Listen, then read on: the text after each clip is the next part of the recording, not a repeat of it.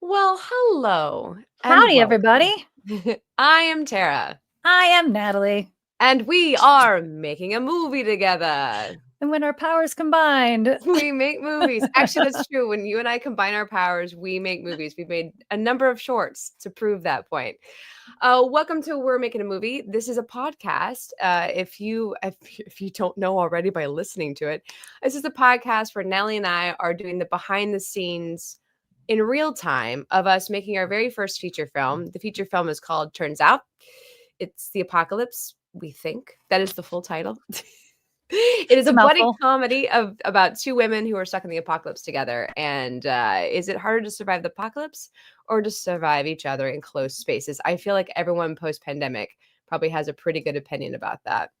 Mm-hmm. Before we get rolling, folks who are out there who want to support our movie, you love what we're doing, there's a way to help us out monetarily speaking, in small increments. We got a PayPal set up if you want to send us some PayPal monies.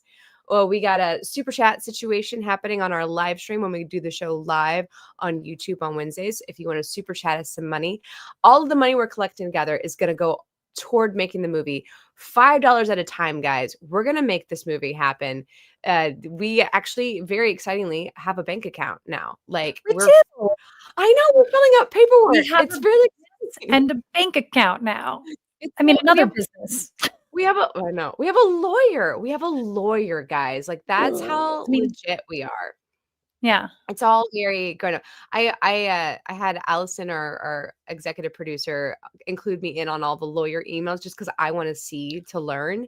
Yeah, I want to Oh. learn all this stuff. So like I'm loving reading the lawyer emails and stuff. There's not been a ton that you don't know about, but like there's Well, I been don't like care. oh no, I know you don't. But just so you know, there's not like it's not like there's a lot to miss out on. But she's sending me the emails, and I really enjoy the learning process.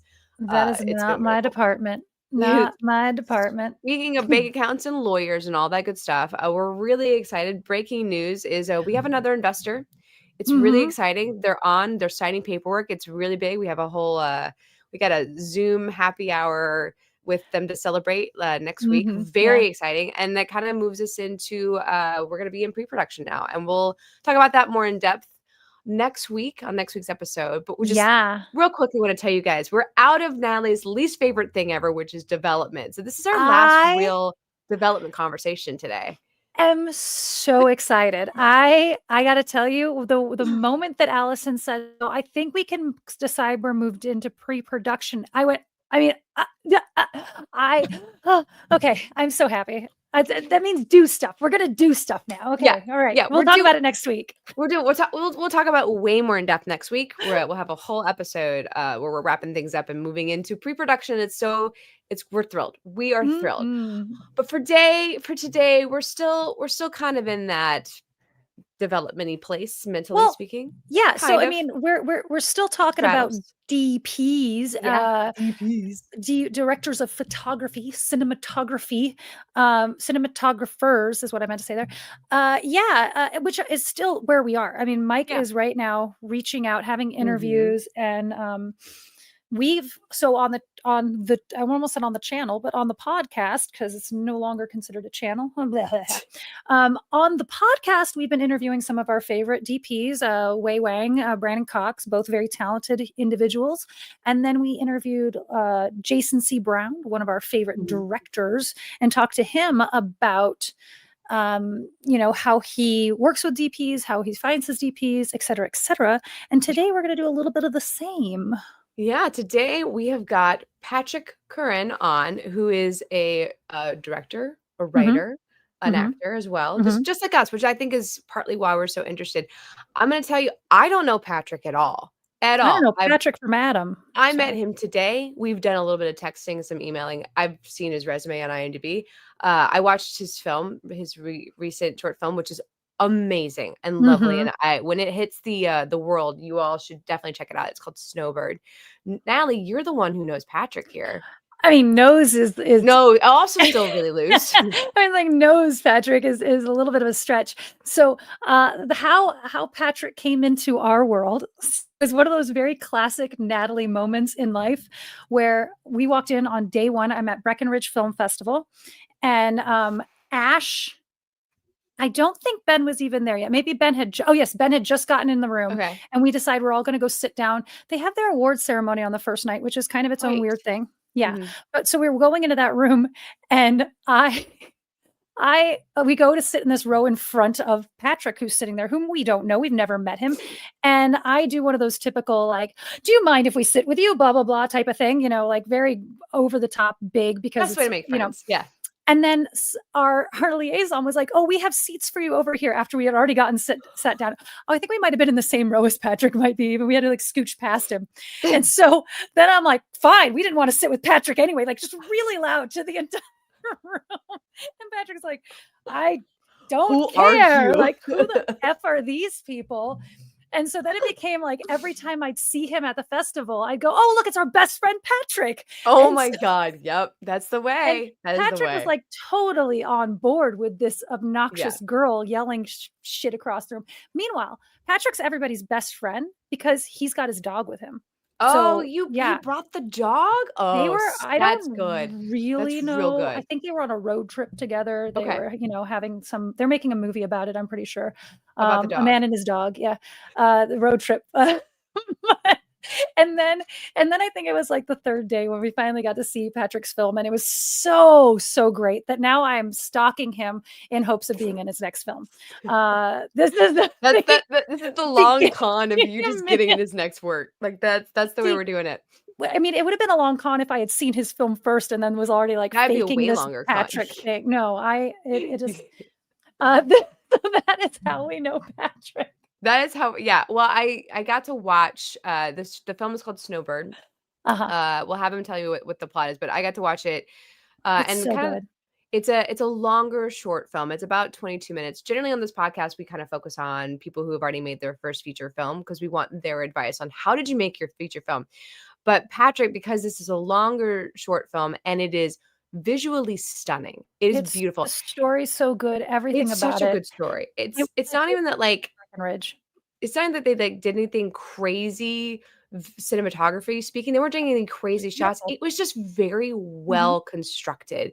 And so Natalie was like, when we were batting around people we wanted to bring on, she's like, okay, hear me out. I know it's a short film, but it's beautiful. It's like mhm. this great short film. You'll check it out. And also Patrick is working on a feature film coming up. So I think it's a perfect fit. So Pat, that's the reason why Patrick is here. We want to find out what he's doing as well after making such a great short film. All right, I think we're gonna bring Patrick in now, and he can cover his resume himself much better than we can. Here we go. Patrick, welcome to the podcast. Hey, you guys. Hello. Hi. Thanks for having me. Excited for this. Yeah. Yeah. What was your experience of meeting Natalie at Well, Breckenridge? I Were you was like, she's interjecting. I know I insane? was muted. Yeah, I know I was muted, but I was interjecting the whole time. No, no, no, no, no. That's not how it went at all.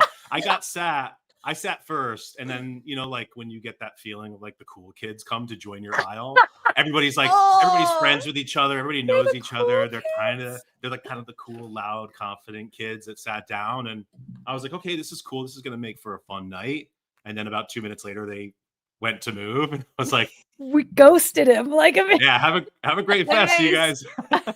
Have a great fest. did But we we kept end running up into each other. It's like that's the fun thing of those intimate, smaller fests is like you just keep Yeah, running into faces that and it's like, oh, yeah. there's Natalie again. wait, This I don't even think we ended up moving though either. I don't Didn't think we you end did. No, we I ended think up staying you over there. stuck We, around. like Yeah, you we stuck around. got up to leave because we got invited to their side, and then those seats there were only 2 of them or something. We're like, "Never Yeah, mind, Patrick, we're still besties." Like, yeah.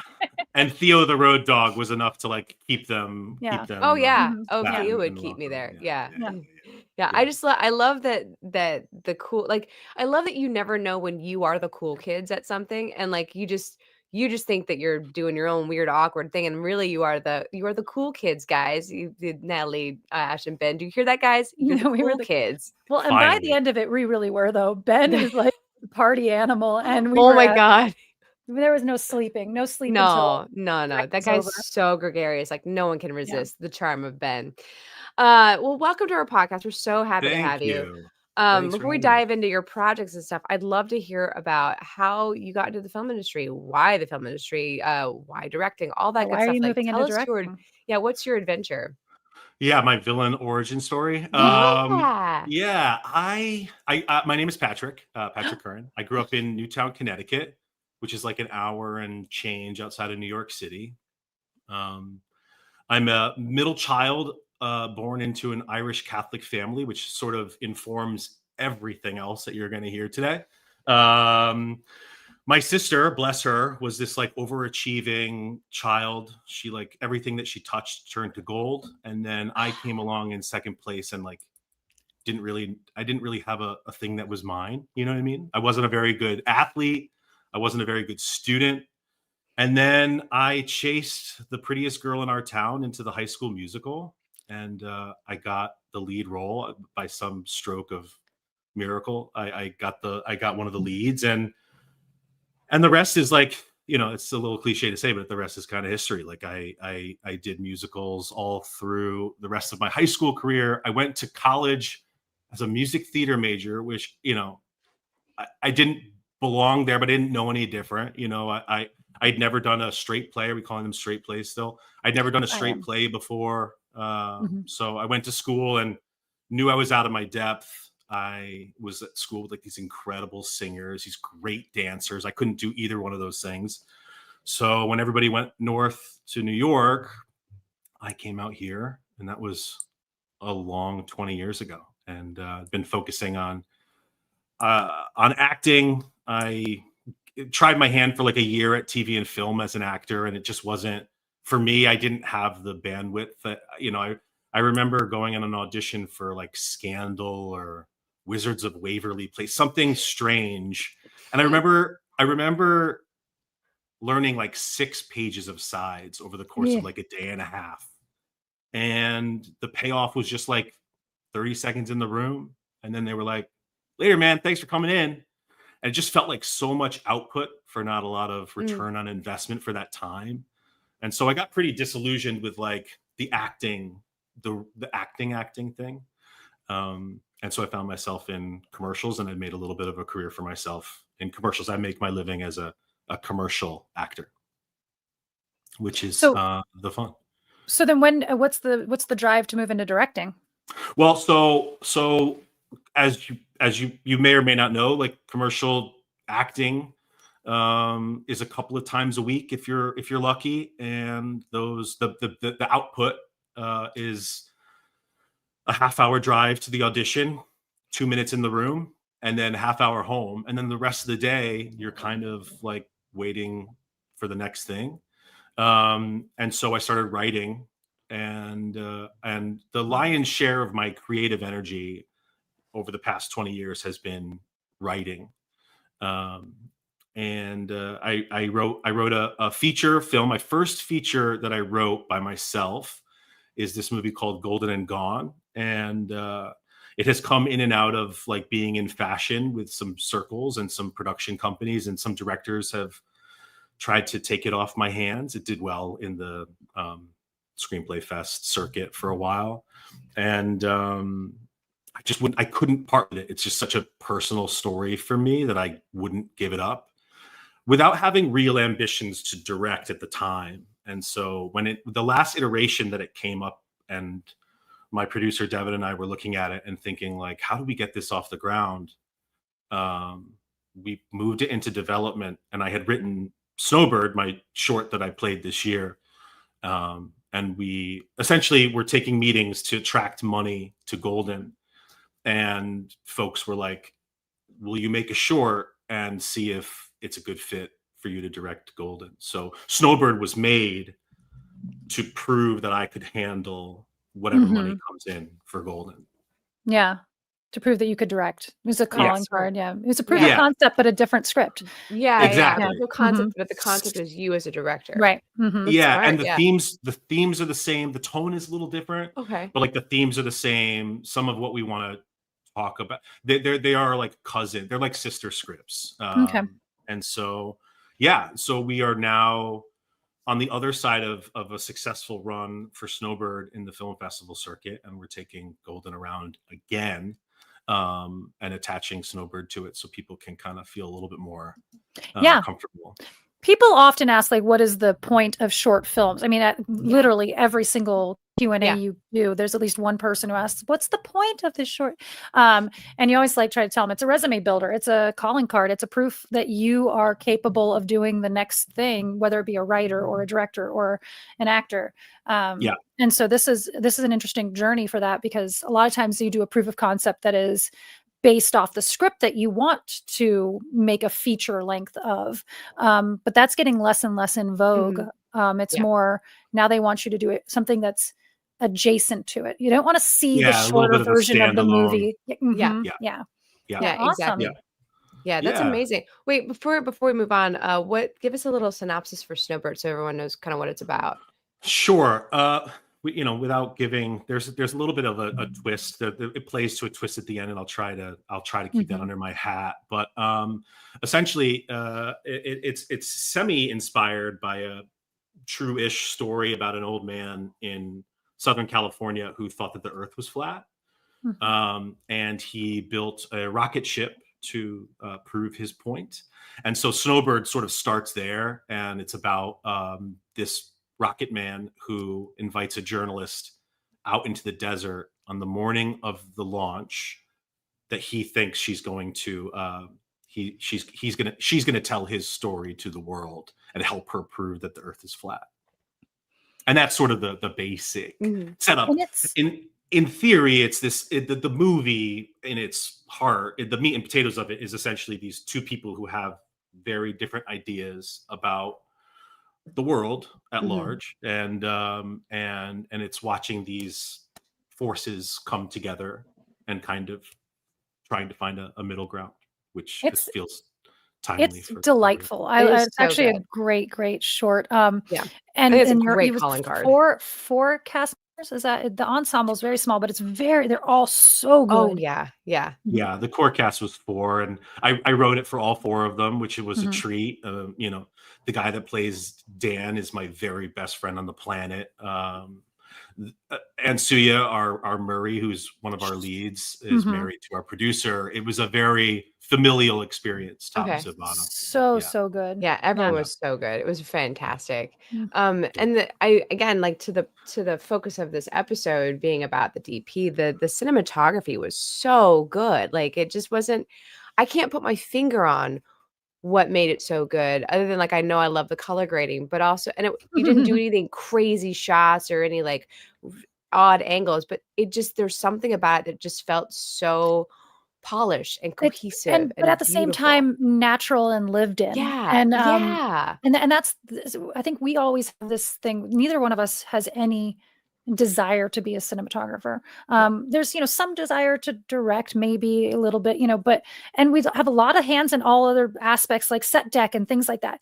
But how the cinematography makes you feel and how it changes that with the directing as well is very interesting to us. So your cinematographer is who you're also planning on working with on Golden, or was it Gone? Go ahead. Golden and Gone. Yeah, he'll be my first call for the rest of my career if he's available and I can get him. His name is Sean Dixon. The reason why there's a million different reasons why Snowbird worked, but one of the biggest ones, and the thing that I keep hearing over and over, and it's true, is that it's just stunning to look at. And some of that was production design, some of that was the wardrobe, some of that was the setting, but really, at its heart, Sean is a master at framing up, and thank you. I mean, it was intentional to make us slow. Kind of, we didn't feel like we needed the story wasn't begging for big sweeping punch-ins and the technical side of filmmaking, the cameras and lenses goes way over my head. I'm a first-time director on Snowbird. So I needed to bring somebody on who I had the shorthand with, who knew his stuff or her stuff, whoever was going to come on, but that I could kind of like focus on the stuff that I knew I was good at and trust that my partner, and this is as much his film as it is mine, that Sean and his team would execute, what we planned for. And as much as I rehearsed with the actors before we landed on set, Sean and I were in pre-production and watching films together for months. I had known the guy for years.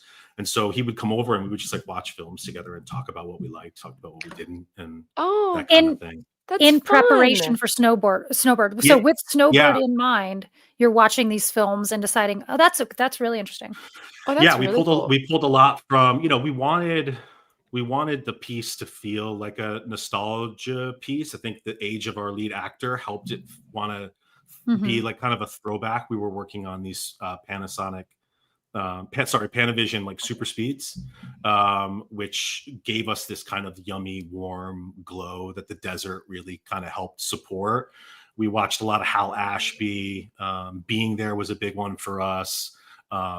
Butch Cassidy and the Sundance Kid, those kind of like those classic films that like the Panavisions helped the glow of the film.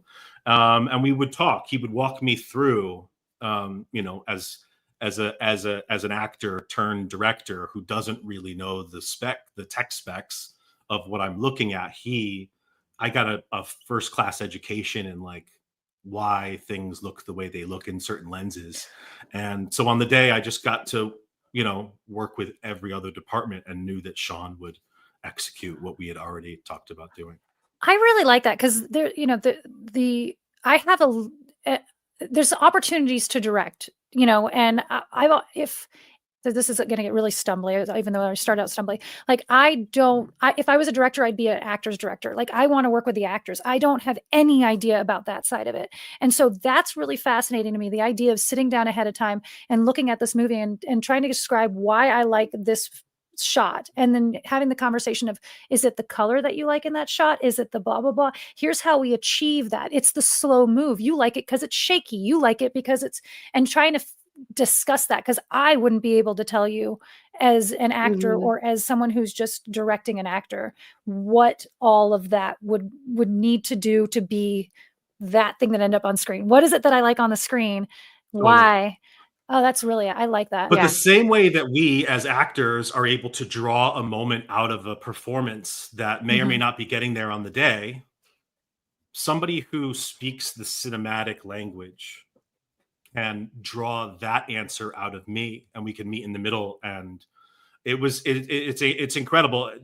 I worked with Sean twice on 2 other short films as an actor, but I'd never worked with him as a member of crew. Oh, okay. So I have been in front of his lens a few times and understood and gotten notes about the way that cameras move. And so coming into this project, we had this shorthand of trusting each other and knowing that like we were after the same thing. And he was able to communicate with me as an actor because that was the bud of where our relationship started. So that's how you found him, was through. He found me. He's the kind of cinematographer. I love the guy to pieces. When I auditioned for him and the director of the piece that I met him on, the DP was in the audition, the first call for the audition. It's the only time in 30 years of being an actor that a DP has ever been sitting in on an audition. And that's how involved he was for Snowbird. That's how involved he's been for every project. He is a nerd for process, just like me. And I'm just so unbelievably grateful for his collaboration. Wow. Yeah. Yeah. You guys should talk to him for Turns Out. If you haven't found your guy or your girl already. It's not our department. Yeah. Sure. Also, that's an important piece of it too. Alabama. It's like, oh, right. Yeah. That's an important piece of it too. Is like I've listened to some of your other episodes, and it's like, having that relationship between director and DP is just so crucial to the Yeah. success of a project. Yeah. We've had our hands in it before. We've actually brought on the DP for 90% of the stuff we've done. This one, we're just trying to actually, because it's such a bigger thing, we are trying to actually do our roles. Yeah, and Yeah. follow some of the quote unquote rules of the game and let Right. things be the way Natalie and I tend to be very instrumental is the nice way I'm going to say it in making things happen. So Yeah. we're trying to be a little more trusting and allow Hands-on people is to do their important these jobs. days. I remember when I first moved here, I remember people, I've been here so long that I remember the advice I got early on was, it's not good to be a multi-hyphenate. Like if you're going Yep. to be an actor, be Yes. an actor, give everything to acting. And 20 years in, it's like, if you're only an actor, if you're Yeah. only a writer, the cliff is just, it's impossible to Yep. It's summit. the exact opposite. The now. advice changed Yeah. so wildly after the first writer strikes in 2007, 2008. Yeah, that used to like, oh no, you have to be only an actor and mysterious and no one can get to know you. And now it's like, you need to have an Instagram account. You need to be posting about your dog every day. You need to be doing all these multiple things and write and direct and do your own at-home auditions. Like and producers are doing that too, and writers have to do that. Everybody. And it's the whole game now. It's wild. Yeah, and there's so many writers right now who are also content makers on TikTok making great content about script writing. Like, but now you have to do that. And at the end, they're like, if you want to see more about my writing, go check out my scripts. And I'm like, hustle, baby, hustle. Clever. Yeah. Clever. So you're now in pre-production somewhere on 2 different films. Is that correct? 2 features? Yes, sort of. It's both are potentially going to pop any minute. Okay. Yeah. But I'm not entirely sure which one's going to come first, which is an exciting place to be, and also hard to know where to direct most of my attention. Yeah, so you've got Golden and Gone, and then you also said in passing you have Fetch, which is a horror as well. Yeah, so I tried my hand at horror just for fun. I think, Snowbird, for all of its accolades, all of what works for Snowbird, it's very dialogue driven. It's really it's long because we tried editing down and moving dialogue around, and it just became bogged down by the dialogue. So Fetch was sort of a practice in telling story visually without almost little dialogue, and horror lends itself to that. And so I wanted to really I wanted to make something that was pretty succinct and tight and visual that Sean could really gobble up.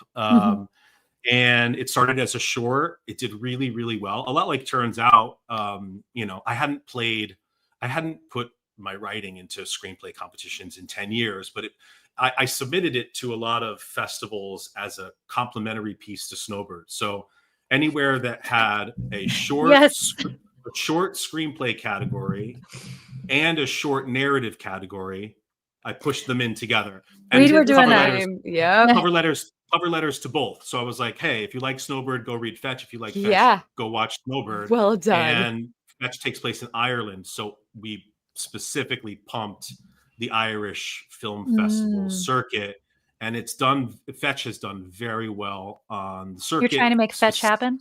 Sorry, I couldn't help it. Oh God, you did it. You got it in there. Thank you. I've had a couple of notes being like, you should change the name. No, I love it. No, it's still too much in the zeitgeist. No, don't fantastic. you dare. Yeah. So it's hard to know what's going to come first. Right. Golden feels like it's probably going to move quickly. Can I ask what you're waiting on? I'm just kind of curious, like what's the trigger you're waiting on? Sure. Financial. Yeah, it is financial. We have different partners. We have strategized different partners for both projects. And if I'm being totally honest, there is an actor reading Golden that if it's a yes from him, then full steam we're ahead. full speed ahead. Yeah. So we're Oh, just that's exciting. Okay. we're waiting on a read. Okay. Yeah, That's it's exciting. and that's one of the things that we've talked about before is just being ready when lightning strikes. From when we did our whole fundraising section, it was everyone has their avenue to get there with funding and whatever, but it really is about being ready when that moment hits. And Yeah. it sounds like being ready with both of those, whichever one, you're going to make one of them. You're going to make both of them. It's just a matter of which one goes first, is because lightning's going to strike on one of them and you just got to be ready to hit the ground running. Yeah, it's a good problem to have. We've gotten close with Golden a couple of times. I wrote it in 2014. So it's been sitting and there haven't been a ton of changes to the script itself. And we've gotten close before where I thought, oh, it's game time. Here we go. Yeah. And I keep every iteration of that. I thank the lucky stars that we're like in a better place with the project, and maybe with me directing it, again, if we get this yes from this one particular reader, will he respond to Snowbird enough to be like yes to this and yes to Patrick? Yeah. And that those are decisions that we have to make moving forward too. So we're all over the place, but we're close. That's so exciting. Like for you as a actor turned director, like what's the career trajectory now? Like, are you like, hey, I really like this directing thing. I want to build my directing resume, and that's kind of what the push is here. I would be lying if I told you that directing my own written work isn't the ultimate goal. I think that's every writer or director's goal. Really, and this is going to sound wild, the world of commercials is so in my bones that ultimately I would love to land in a place where I'm directing commercials as my main hustle. And then maybe making a feature that I wrote every few years. So. I could see that also, because then that becomes if you're now a writer who also directs their own features, that's like once every couple years the fun part happens. Yeah. If you're doing commercials, you get to do the fun part again and again and again and again, then supplement it with the meat. Yeah. Totally.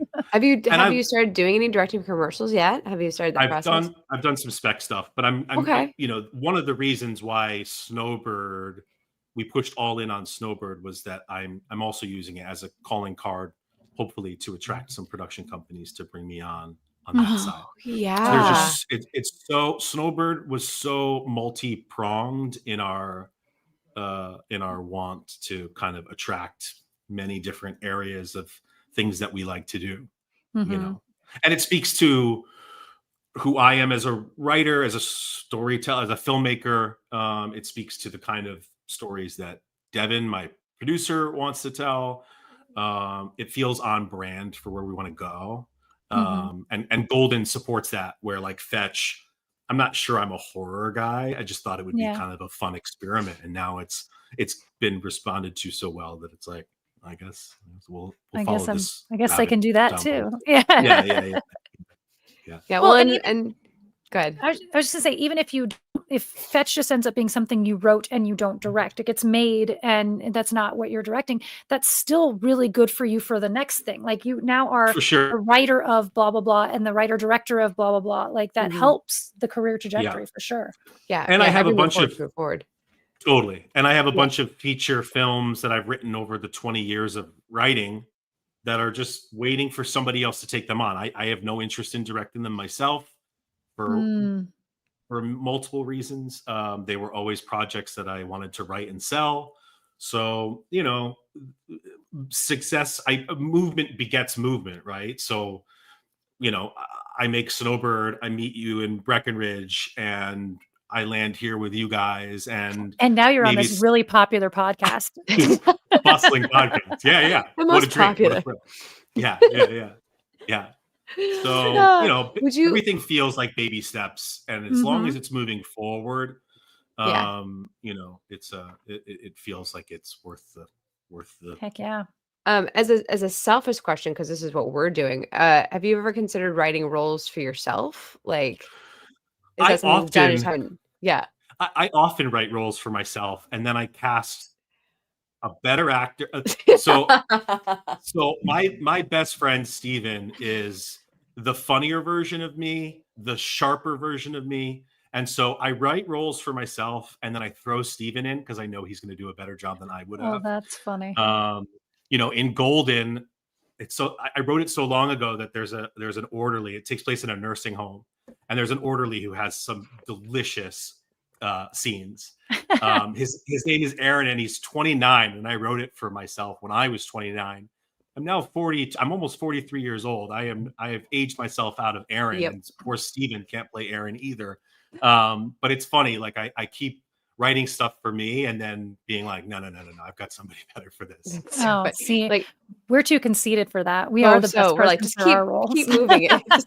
We like actually pushed to make Turns Out sooner and made it the primary project we were focusing on, solely because we were worried about aging out of the roles and not getting to do them ourselves. We're like, we have to If we don't make it now, our we don't window make is this closing. now. The window is I know that. closed, and we're gonna have to get somebody else to do this. Like, we have to do it now. Yeah. So we're pushing because of that.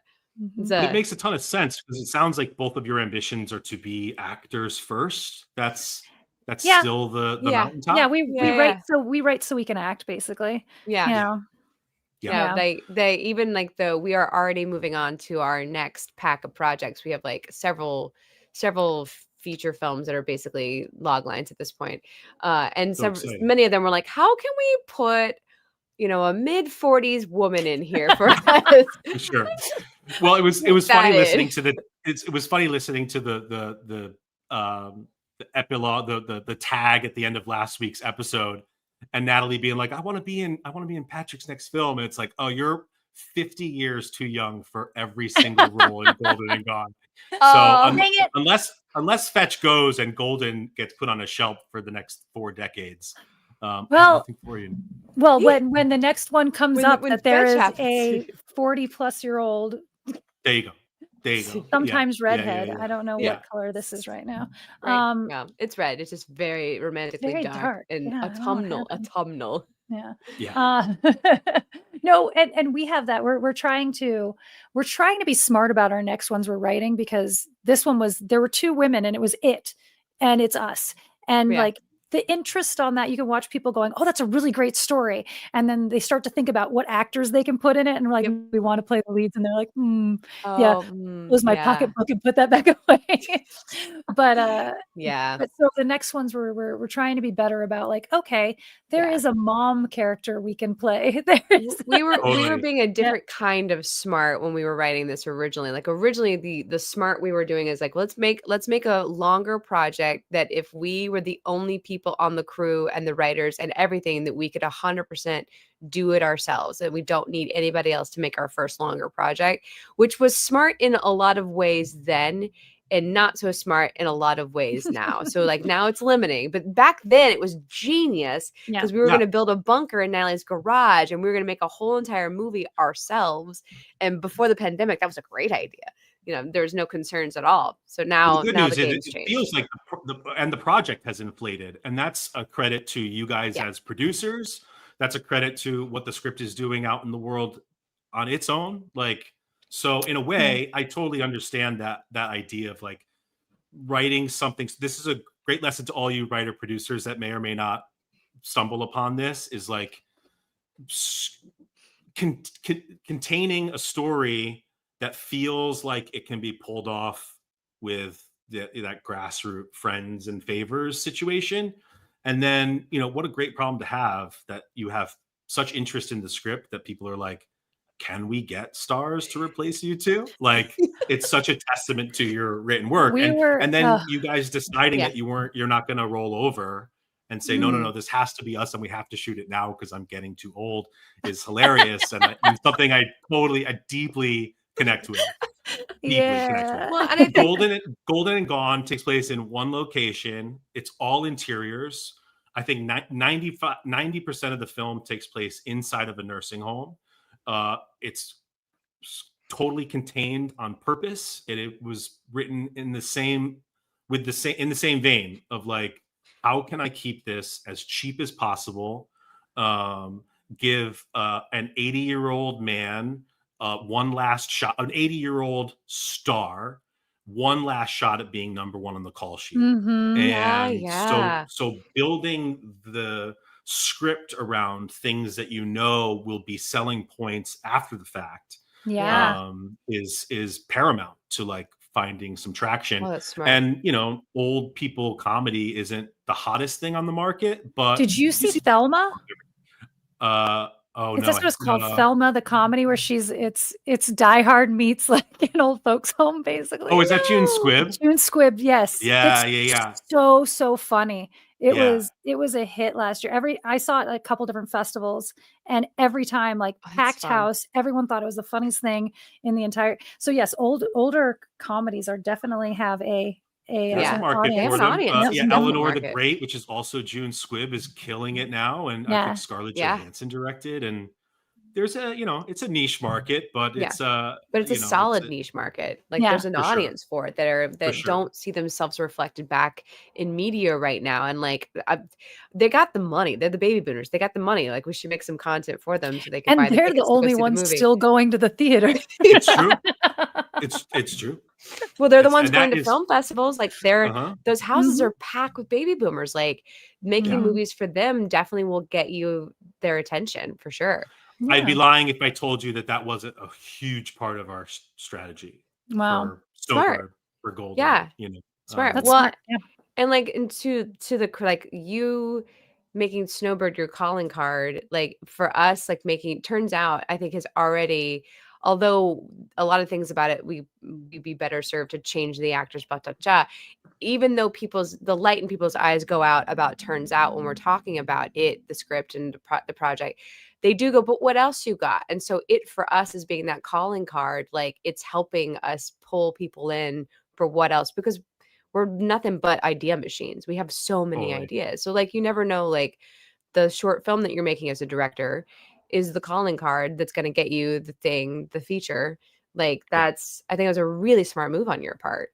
And it's so hard too. You guys will appreciate this. Like it's so hard to get somebody to be excited about sitting down and reading 110 pages of a script. Yeah. It's like it's a Yeah. massive undertaking, and Yeah. especially if they're reading it thoughtfully and with with some generosity. It's a time suck.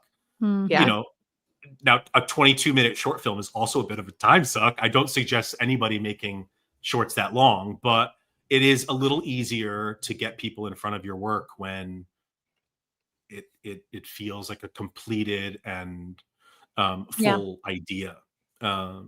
People are more interested in watching than reading. Even people in development, it's weird that like I speak to a lot of people in development that are like, oh, I have to read these scripts. Like that's your job. That's the whole Yeah. job. That's the worst. It's It is wild, so but that hard. is the Yeah. it's the world we're living in. I don't know Yeah. what it is about sitting down to read a feature film or any script, like, or just anything about like having why Scripts is are it so it. Like, hard? you're cast in a role and you have to sit down and read the whole script, and it's like, Why I is don't that so wanna. hard? I Yeah. know. Why is it so hard? Like, Also, the minute someone makes it like a task that you have to watch their film, it Yeah. also becomes like, I sit down and watch a movie a night, but Yeah. like as soon as someone has like suggested something, or I have to watch it for homework or whatever it has Uh-huh. to be, I'm like, Yeah. oh, Yeah, Oh, what yeah. is that? Why does it, and Why? I understand that idea that it becomes a chore, and maybe it's Mhm. because it's something that you agreed to do. But Maybe. it's so funny that like, I want to I'm the first one in line at film festivals to get into the shorts block. And then about halfway through, I can feel myself being like, oh, I'm so excited for this Q&A. It's like, Why? well, why is I our think attention that's span so kind of poor? why I go to when I go to festivals, I almost only go to short film blocks, Same. because if you're sitting through a bad feature, you can't leave. If you're sitting through a bad short, it's almost over. Yeah. And so I think the same thing's true of like, if someone asks you to watch or read whatever it is, you're like, but now I'm invested in it. It's not Yeah. like when I just put on a movie on Netflix or whatever, and if it's not good, I turn it off.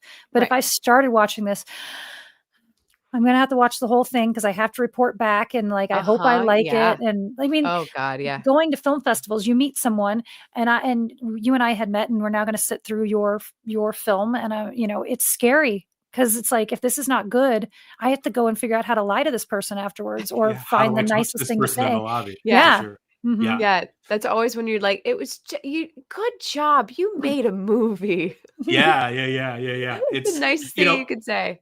I guess one thing that was helpful was that, like, for the most part, the short film festival circuit is so competitive now Yeah. that most pieces have at least a few things that are totally redeemable about them. Mhm.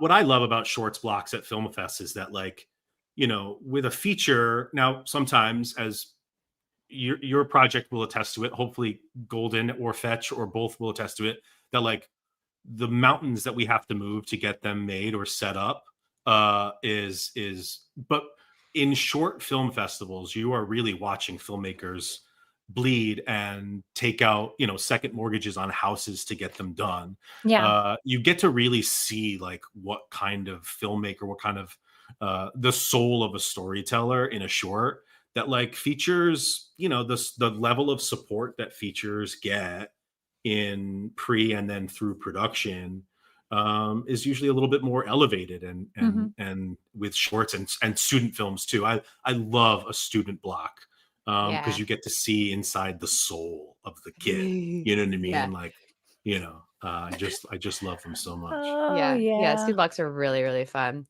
Yeah. So Natalie and I were talking about, like, preparing for this meeting and stuff, and we realized in our conversation, like, it's very apparent from the choices that you make that you're a person who, like, really thinks ahead and really plans. So, like, making an entire short film just to be a calling card so that you can make a feature, like, that's really thinking ahead. Submitting your film to submitting your script and your film to the same festivals. It's, like, stuff that we would do. We're just kinda wondering what other things you might Yeah. be doing You that hadn't yeah. we should be doing, because, like, we wanna steal from you. I'm here to learn your tricks. No, bad Yeah, yeah, move. yeah. Bad move, bad move. Oh, no, blind leading the blind. Yeah, I don't know. I think, like, on the circuit with Snowbird this year, people were like, a lot of questions that I'd get in Q&As were like, if you had to give somebody a piece of advice, like, what would it be? And I just told people everywhere that would listen, like, get used to hearing no. I think that as actors, we're so used to, we have that tough skin of, like, no is just commonplace. No is every day. So for me, I have created this, like, calcified producer brain of strategizing 6 moves ahead because of all of the close calls but no's Ah. that I've gotten in my career. And that's true as an actor, that's very true as a writer. I've had things go that, got optioned, and there was another script that I had no interest in directing that was like a 14 we were budgeted for a $14 million film. So it wasn't the biggest piece on the planet, but it wasn't small potatoes either. And we were one yes from a big, big actor who I wrote the script for, away from being greenlit. And it was a no. And that kind of, like, tasting movement and Mm. tasting what tomorrow will look like for me as a writer in my career, and then being told, not only was it a no, we did go out to a couple of other actors who also gave us no's. um that how quickly you can get from, like, being this close to breaking in, and there is I have to wait for another generation of actors to get old enough to put the Try script back again. out and Mm. try Wow. again. Yeah. Wow. So I guess, to answer your question about, like, playing chess in this, it's the multi hyphenate thing. It's like, I'm an actor in circles with people. I don't ever audition for film or TV anymore, but I've never said no to a friend who wanted me to be in their film. Mhm. Uh, some people only know me as an actor. If you follow me on Instagram, you're probably exhausted by my posts about Snowbird. And so it's pushing my work around the table and aiming it at different people depending on what they're looking for, what their interests Mhm. are, how they can help me, how I can help them.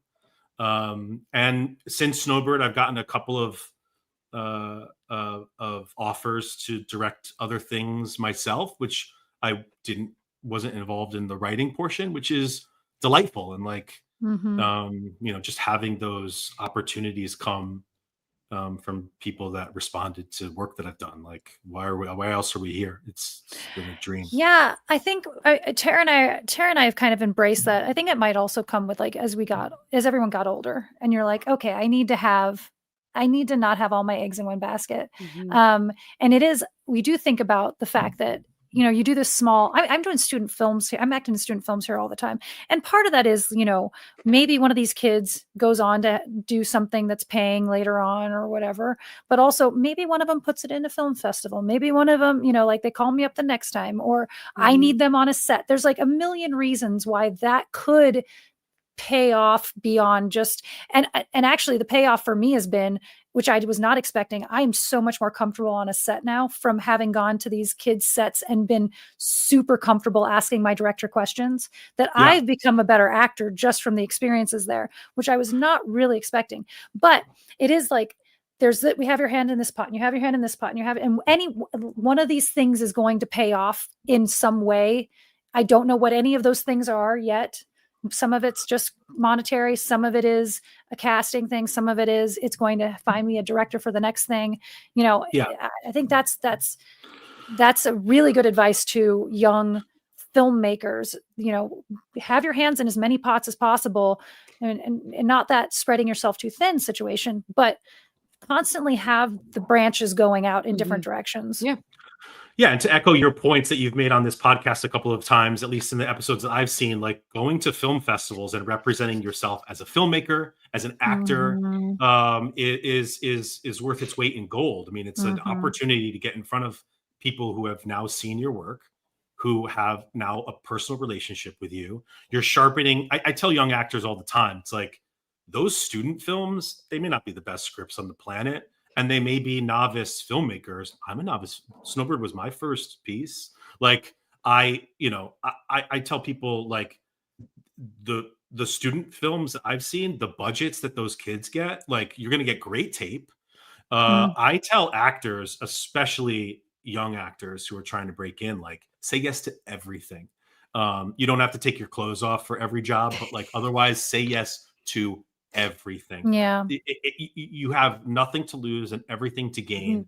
Yeah. And those same directors that I auditioned for 20 years ago when I was a kid landing in town are either now not here anymore or they are making huge projects. Yeah. And that will be true 20 years from now too, is like, say yes to everything. And that's true for actors. That's true for, everybody in our Directors, business. cinematographers. Yeah. I mean, the people that we work with the most right now, I think all of them were student filmmakers at one point in time, So Yeah. even like Ash, who we work with once a year and writes for us all the time now, Tara met her doing one of her student films years and years Yeah. and years and Years years ago. ago. Yeah. your When I stuff is first moved great. to town. I love, I mean, I've only seen the one short, Yeah. but you guys knocked that all three of you knocked that out of the park. It's a Mm. great short, and it's a It was a lot of fun. She's Yeah. good. She's yeah, very good. She is. She's Mhm. really good. She's fantastic. yeah. Amazing. Yeah. All right. I guess, man, I wanted to ask that classic any advice for filmmakers, but I think you covered like just say yes to Mhm. everything is the best advice for filmmakers. Just like, get out there and make friends and then go to those film festivals. Like, Go to the yeah. film festivals. My goodness. I don't know why. I don't know why people discredit film festivals as much, especially the actors and other DPs and stuff. Like, you should go too. Like, it's not just for directors, it's for everybody. And like Yeah. you're more special because you're there. And like I love meeting DPs at film festivals. Like, oh, you're a DP? Come here. Let me see your work. I Well, want I to put mean, your name on my Rolodex. costumers, if it's I don't Yeah. you don't have to go traipsing around the world. I get that. But like No. the number of festivals I have been at where there's a short film that I'm in love with, and I look around the room hoping that I get to talk to someone from that film. And Yes. maybe it's making friends so we can work together in the future, or just making friends. Yeah. Because Yeah. I enjoy Yeah. your work. And if you were there, you would have one more follower on Instagram, because I would, Yeah. immediately, but Yeah. Yeah. I or mean, don't traveling go to and I'll take all the roles. Okay, guys, Yeah. I mean, Don't I'll there's make go. all the something All the connections. jobs. there's something to be said in that. I mean, I know you guys have a large network of film festival connections that you've made over the years, and it is clearly working for you. So, I'm late to the game in that department, but I see the value in it. I also think like traveling to film festivals is an expensive endeavor. Very. It Yeah. is. It can be. And oftentimes, certainly with short films, a producer, the director can't afford to send you the actor as Nope. well. Mm-mm. But in my experience, yes, everybody wants to talk to the director, and certainly if you wrote it too, and certainly if the piece is like message forward, people want to like kind of get the nuts and bolts of that. But also, the actor is that thing, and this is true with big budget films that you see on Netflix, and it's true with little tiny student pieces that you see at a little film festival. We experience the art, we watch stories told through the eyes and the lens of a human being, and then that human being shows up in real time as a person ready to answer your questions about that thing you just watched. That will never be out of fashion. I think that actors who can make it to film fest that their work is being featured in have so much to gain from rubbing elbows, as much, if not more, than some of the production team. Well, I mean, I've said it before when it comes to like directors at a film festival. You look around and there's one in every you reach your hand out, you're hitting a director or a producer. For sure. And be super careful about how your criticisms in real time, because they're standing right behind you. Because he might be right behind you. Lobby talk, guys. Lobby talk. But there's like 3 actors in the room, and you're probably only there because you're proud of your work. It's good. I went to Breckenridge because I had 2 films that were showing and they were very different. I was like, oh, this is a calling card moment. Like I've got in the same day, you can see me do super dramatic and then you can see me do a comedy. And I was like, that's worth its weight in then meeting the directors that are in the room. And, not to blow up the balloon too much, but like that is, I mean, your work in both of those shorts are polarizing energies that talk about a calling card. Every director that watched either or both of your pieces at that film festival are like, wow, Natalie's tool belt those tools are sharp. I can throw you in anywhere. Neither one of them was the person in the room. They're like, wait, who is that? Who are you? Yeah. That's so funny. But that is the strategy that we were talking about earlier of like, I'm really good in both of these shorts and they're playing at the same festival on the same day. People are going to see both pieces and I'm going to be there to shake some hands and kiss some babies when we're done. Of course that turns into more work for you. It should. It's the press junket. You gotta go do your press junket. And sometimes you're making that press junket yourself. So yeah, for sure. Oh my gosh. I feel like we could keep going, but we got to call it because I'm sure Patrick. Are we done already? Many things. We're right there. We're right there. Okay. We're there. Right. Patrick, where can the people find you on the internets, the Instagrams? Where's the best places? I only play on Instagram, but I'm an active player. I am Patty_Curr. That's Patty like with the D's, the Irish spelling, PADDY_Curr, which is the beginning of my last name, CURR. You can also follow Snowbird at Snowbird Movie on Instagram, and Fetch has its own Instagram because of all the screenplay success. So, and that's at Fetch_movie. Ooh, I'm gonna go look at your successes on Fetch. I want to cross-reference festivals. Have a gander. And Golden, I'm sure, again, like for all you producers out there, use social. I mean, I'm not on Facebook, so hopefully Devin will want to take over Facebook when it's time to really pump like the features that are moving. But using social media is kind of where we are in the world right now. So. Yeah, it is. You kind of can't not be on it. So I'm gonna add one little thing to that about the Facebook, because this is something we've had a conversation with. Oh yeah. So we're not very good with our Facebook. We've got one as well, but we started a Facebook specifically because Facebook's where the money's at, guys. The people who have the monies are not over on the Facebooks. And so if you are doing fundraising for your event, or for your movie, for your production, you're still trying to get investors, don't just start an Instagram page. That's great. That's perfect. It's But great. But also, but that's a younger audience that doesn't have as much disposable income. So hey, Great advice. just a piece. Okay.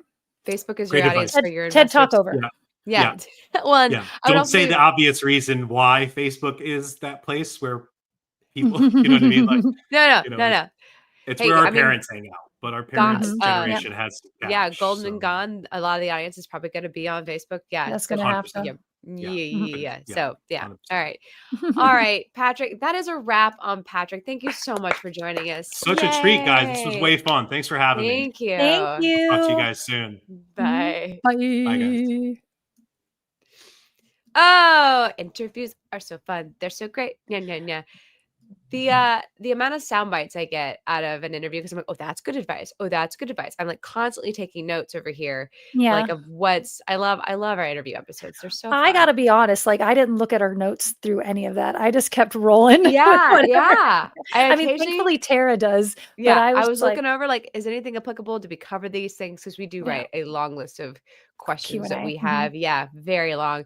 But it was really awesome. We were able to like weave them all in there instead of like question. Listen, I'm gonna give myself some props. I feel like it was my best weaving I've ever done. Sometimes Good I job. get real clunky when I'm like, I need to ask this question now. Now is the How do time. I? And there's no elegant way of doing it. We're going clunky. We're going clunky with this. You just go so yeah. segue. A real hard left here. Yeah. All right. Speaking of hard lefts, Abby Singer time. I'm going to keep this one really short and sweet. Do it. Abby Singer, term of the day, because we're on film set lingo now, what we're learning. And this one, I've heard this before. Did I ever really know what it was? Yes, it makes sense. A fernie. Tara, do you know what a fernie is? I do not know what a fernie is. A fernie is just a furniture blanket. When someone asks you for a fernie, they're asking for a furniture blanket, okay? Oh my God. The number of, and this is going to be a lot of these coming up because these are just hysterical to me, of like the little shorthand that does not need to be shorthanded, but a fernie, F-U-R-N-I-E, is a furniture blanket. If you ever need one. Money. I can't spend all my time saying the words furniture blanket. That takes too long. I need to go fast. I need a fernie. Like, we're at speed here. Good Lord. Let me throw a fernie on that. Yeah. Oh my God. I have a lot of fernies in storage, actually. It's great to know what to call them now. I cannot wait to change that label. Fernie. Fernie, excellent. If you are out there listening and you like what we're doing and you want to help support us, the support that you're giving us financially will be going to make our movie. And the ways to do that, there are two. We've got PayPal. PayPal is a great way. There's a button below for you if you're watching this live. We got it. We've put this PayPal button everywhere in the world. Also, if you join us live for the podcast, which happens every Wednesday at 10 a.m. Pacific time, I have to think really hard about time zones. There's also the super chat. The super chat is a little button where you can send us some monies, and all those monies are going straight into the new bank account that we've got set up. Well, it'll go through our account and then into that account. It's a little trail, but all the funds we're gathering, we're putting to the movie. We appreciate your support. No amount is too small, because bite by bite, you can finish any large sandwich. Yeah. And we are at the we're moving into pre-production because we have raised enough funds to take that next step. However, we are still taking funds. So if you want to be a major investor, you can email us and we can get all that paperwork drawn up for you, and you can be a producer on our film. Yeah. We've got all kinds of very official documents for you to look at, and decks and contracts. It's all legit. All right. Next week, we are going to wrap up this section. So join us for us to summate everything that we've been talking about with DPs and directors in this portion of the thing. And also, we're going to do a big check-in on where we're at with the movie and what's going to happen next, kind of what's coming down the pipeline. It's getting really exciting. Like, things are moving, and it's fantastic. So don't forget to join us. And please, if you are a filmmaker, please share this podcast with your filmmaking friends.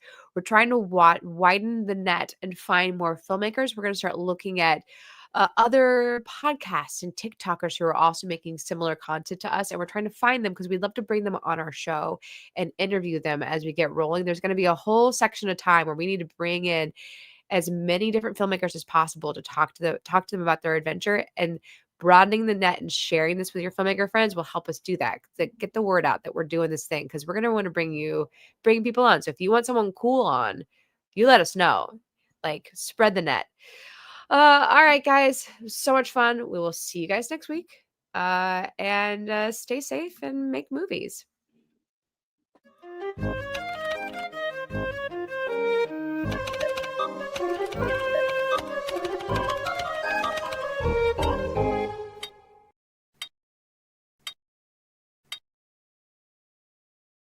Oh my gosh. Do you need to blow your nose? That entire episode, I was dying. I am snuffly.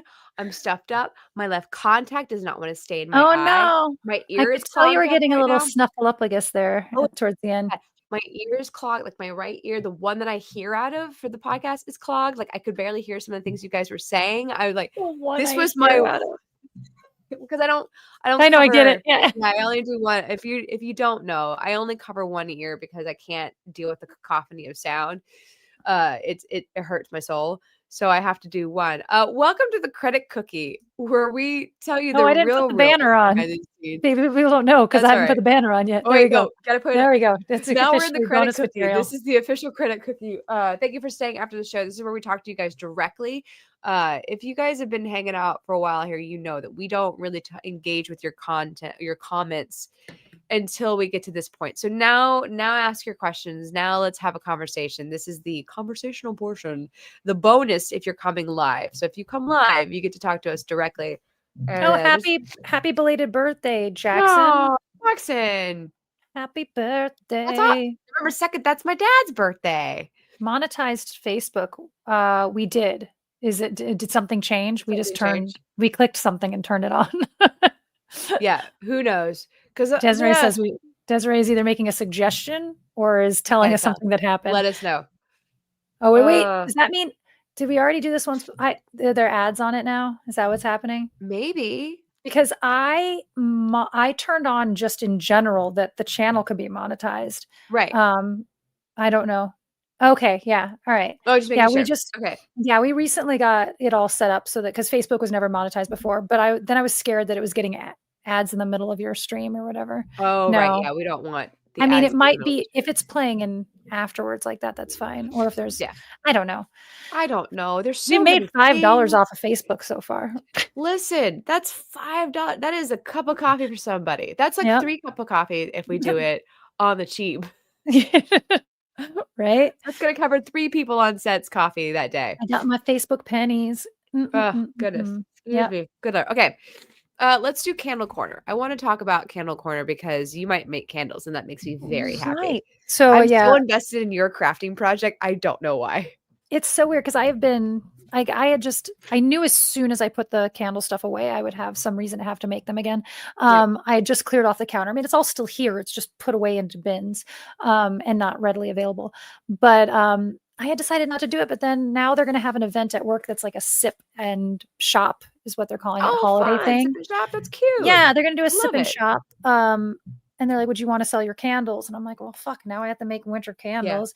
But if I'm going to do that, then I might as well do the giant holiday market that's the weekend before or 2 weekends before at the farmer's market.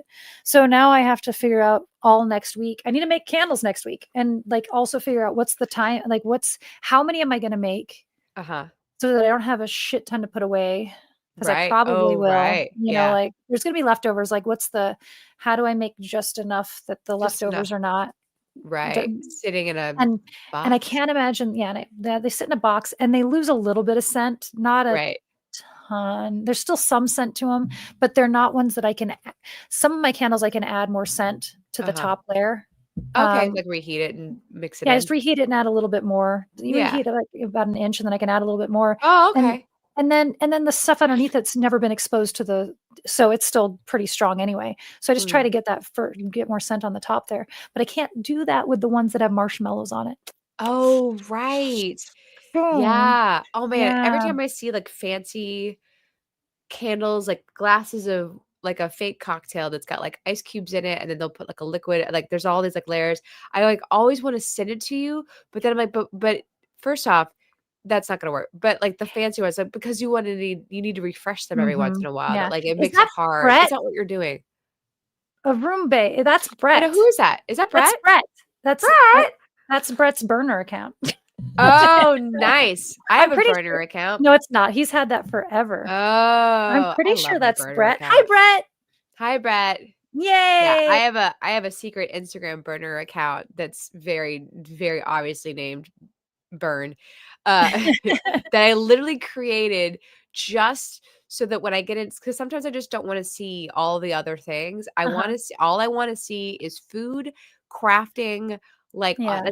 I'll see the candle stuff for you in my burner account. I had to send it to myself because I don't want to send it through the burner account because I don't want the burner account You're trying to, recognizing you my don't want to friends. train it to, I don't want yeah. to ever know any person in my life whatsoever. So I'm very careful to like never even But the go thing is, look at someone's account it with it. can't be that separate considering your phone already. So like we've It talked about does this know. before, but Yeah. now the fact that Tara the other day accidentally signed into Well, my account. I about threw my phone because Instagram had sent me a notification and I was like, oh, that's interesting. What's this notification? I tapped on the notification. And what it did was it was a notification to your account and it logged me into your account through this notification. I was so angry at it. I was like, why would you ever give me a notification to account? I don't even have the password to your account. I don't know how I got Did it in. let you sign in to It my signed account? me in. I was in your account and I was like staring at it because nothing in your account made sense. Cause like it Yeah. was like different names, different logos, different, and I like Nothing about you makes sense. no, I stared at it for like a good minute. I was like, what am I looking at right now? And then I realized I pieced it together that the message was to you. And like I think I read the message. It was like, this made me think of you. And it was a video that I was like, why? And I Mhm. threw the phone. I was like, oh shit. And I It's was like, like, what because am I I gonna realized accidentally see? Yeah. I don't want to know. I don't want to be in there. I don't want to see this. Like I know the lesson. Do not read things that are not yours. Do not read people's journals. Do not read people's notes. Do not read people's Mm-mm. emails. Don't ever go into someone's text because you can never unsee what you see. You can Yeah. never unsee it. And so I threw my phone and then like quickly logged out of your account. Like it freaked me out. Like that is like that is a weird, weird personal boundary I have with Yeah. other people's things that like I don't want to know. David Faith, super chat. Whoop whoop. Winchester's Old Speakeasy proudly donates more monies to the Cheapskate Facebook. Visit our Scrooge McDuck Money Vault location. You're so funny. Thank you, David. I had tagged, it just made me think of it. I had starred something Shannon had said way long ago when we were first starting out. It says, David is the only guy I know that can find joke corner in a round room. That's good. Oh, That's real good. you guys are You guys cute. are hilarious. You guys are cute. Oh my god. Be careful. Scammers are not accessing calendar once they know your email. Ugh. Mhm. Get out of my calendar. Yeah. I thought we got Friday the other day and I totally ruined Natalie's day. But And also, actually, why did it go to my phone? no, it doesn't make any sense. Tara and I have a Yeah. joint. Sneaky Pineapple has an account, and I was trying to Trying to do work, trying to do yeah, business. I was trying to re-register our business, and it wouldn't let me put this fucking card in. I put the card in, it bounced back with something weird, and then I tried it again, I tried it again, I tried it again. And so finally I tried it on my card, and that didn't go through either because something about that site is just not Okay. whatever. Yeah, So that's it's happening. first of all, it's the site. But Yeah. then and then I go and see that I have a message that says, did you try this? And I'm like, first I see you requested a new card. And I'm like, I didn't fucking request a new card. I am sure now we are hacked for 100%.